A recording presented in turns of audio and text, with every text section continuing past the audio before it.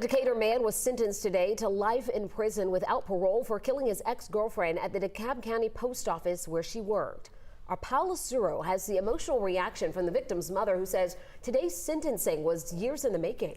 That's right. You know, Eugenia Terrell says it has been 5 long years of heartbreak and confusion. Today, she says there's finally justice for her daughter, Tarika, who was just 22 years old when she was shot and killed back in 2017.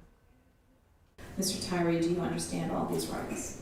Yes, ma'am. 27-year-old Quintez Tyree sentenced to life in prison without parole plus 10 years for the murder of his ex-girlfriend Tyrika Terrell back in 2017.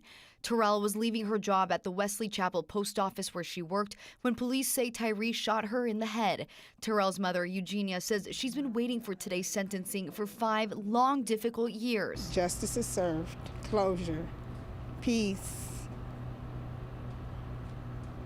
I'm glad it's finally come to an end. It's a burden lifted, but peace, closure, and now we can move on. Tyree was arrested 4 days after the shooting following a 2-hour-long standoff with police.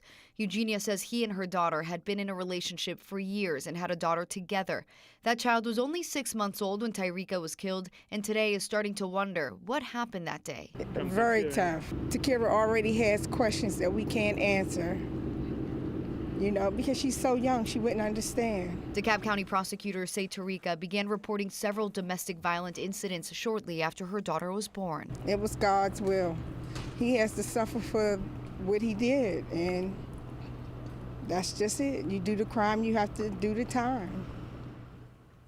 Well, Eugenia says her daughter was smart, uplifting, and had a bright future ahead of her.